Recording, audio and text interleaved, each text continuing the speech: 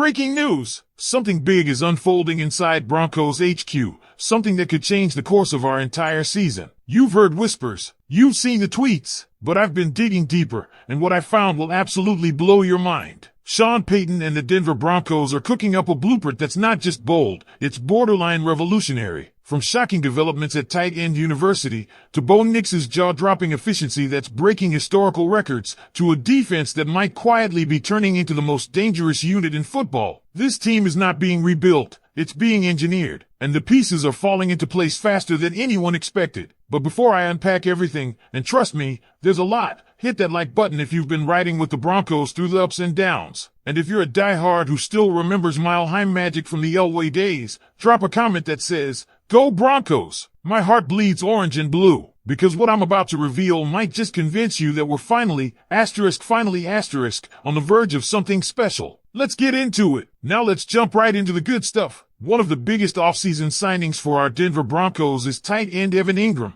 and it turns out, we got a whole lot more than just a great player. This guy is now a tenured professor at tight end University. That's not just some honorary title. That's real respect from the elite at his position. He's leading drills, giving tips, and mentoring the next generation of tight ends, including top prospects like Brock Bowers. When Bowers was asked who he's learning the most from, he didn't just say the obvious legends like Travis Kelce and George Kittle. No, he added Evan Ingram to that list, and that speaks volumes. That's not noise from fans or analysts. That's respect from within the brotherhood of NFL tight ends. And the numbers back it up. Let's go back just 2 seasons ago, the last time Ingram played a full year healthy. He had the highest catch percentage of any tight end in the league with at least 100 targets. Yes, even higher than Kelce. Remember the knocks on him back in New York? All those drops? They evaporated the moment he stepped into Jacksonville. He became Trevor Lawrence's go-to guy, and defenses still couldn't stop him even when they keyed in on him. This man has elite hands, elite route running,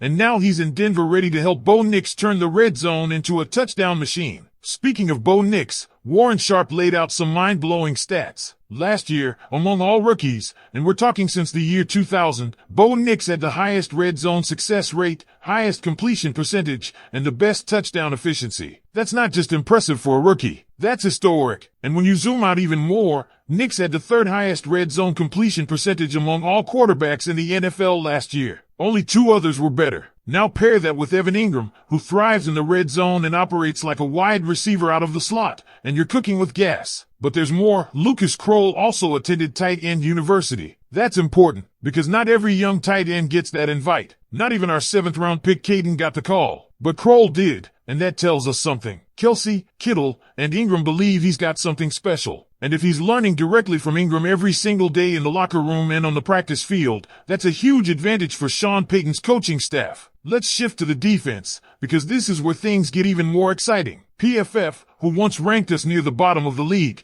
is now saying the Broncos have the best defense in football. Add to that, Sean Payton has been ranked the 2nd best head coach in the NFL. And here's where it gets really good. PFF just ranked our linebacking core 11th best in the entire league. That may not sound elite at first, but it's a massive jump considering the injuries and losses we suffered last year. Josie Jewell is now a Panther. We lost Singleton early on. And yet, with the additions of Dre Greenlaw and Talanoa Hufanga, our defense is reloaded. Alex Singleton himself admitted he was shocked at how much the Broncos loaded up this offseason. He already thought last year's unit was one of the best he'd ever played on. Now, with Greenlaw and Hufanga in the mix, and the kind of depth we've got, this defense isn't just good, it's terrifying. And what happens when you have a top defense? You get the ball back, a lot, which means more possessions for Bo Nix, more chances to use Ingram in the red zone, more touchdowns. And while we're rising, guess what's happening in Kansas City? The Chiefs are in cost-cutting mode. Big contracts to Patrick Mahomes, Travis Kelce,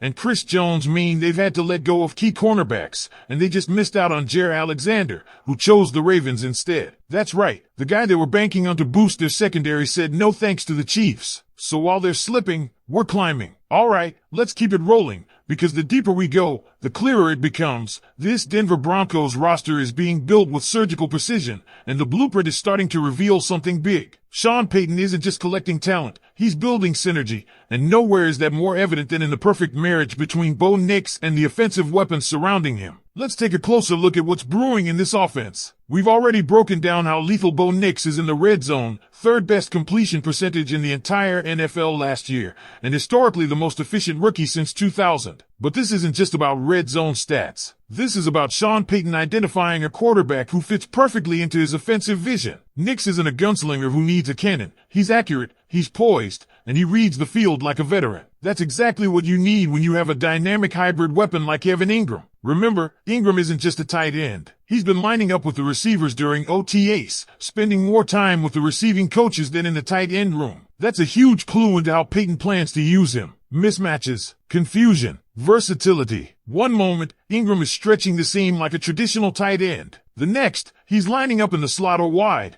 pulling a linebacker or safety out of position and opening up lanes for other receivers. That kind of unpredictability? It's gold. Now consider how this affects our other weapons. Cortland Sutton, Tim Patrick, Marvin Mims, these guys benefit massively from the attention Ingram will draw. Defenses can't double everyone, and when Ingram's cooking in the middle of the field, it opens the perimeter. That means more one-on-ones, more chances for our deep threats, and more room to operate. Sean Payton is designing this offense like a chessboard, and the pieces are lining up for checkmate. But let's not forget the tight end room overall. Lucas Kroll might not be a household name yet, but his presence at tight end university tells us everything. He's not just another body in camp. He's someone Kittle, Kelsey, and Ingram see potential in. If he starts taking snaps and becomes a contributor alongside Ingram, the Broncos could be running multiple tight end sets that are absolutely lethal. Imagine a defense trying to account for Ingram and Kroll, while also defending Sutton and Mims on the outside. It's a nightmare, and it all ties back to the defensive upgrades. Dre Greenlaw and Talanoa Hufanga bring championship-level experience and aggression. Greenlaw, despite his Achilles injury in the Super Bowl, has been rehabbing hard and is expected to be a full go by the time Week 1 hits. And Hufanga? This guy is a tone setter. He plays like he's shot out of a cannon, fast, instinctive, and fearless. With Justin Simmons roaming the back end and Pat Certain locking down WR1S, the addition of Hufanga might finally give us that ball-hawking presence we've been missing. Now, here's something subtle but crucial: Alex Singleton's reaction to the offseason. The guy was shocked at how aggressively Denver retooled the defense. And remember, this is coming from someone who's seen elite units before. That kind of reaction doesn't come lightly. When veterans get excited, you listen. It's one thing for fans to hype up signings. It's another when players inside the building are straight up stunned at the upgrades. That speaks volumes about how serious this front office is. And while the Chiefs are trying to hold it all together, aging stars, cap space shrinking, failed attempts to land key corners, the Broncos are surging. Younger, deeper, faster. We've been in the basement too long, but you can feel it shifting. And the fans are noticing too. The scramble to get Broncos training camp tickets was chaos. Lines jammed, fans striking out left and right. Even longtime fans trying at 10 a.m. sharp couldn't break through Ticketmaster's wall. That kind of demand? It tells you the fire is back in this fan base. Broncos country is ready for something special. This isn't just hype. It's construction. It's planning. It's vision. And it's real. So I'm putting it to you now. After hearing all this, after seeing the chemistry being built between Bo Nix and Evan Ingram, after realizing the defense has been reloaded and the coaching staff fully empowered, do you believe the Broncos are finally turning the corner? Is this the year we stop being a rebuild and start being a real threat?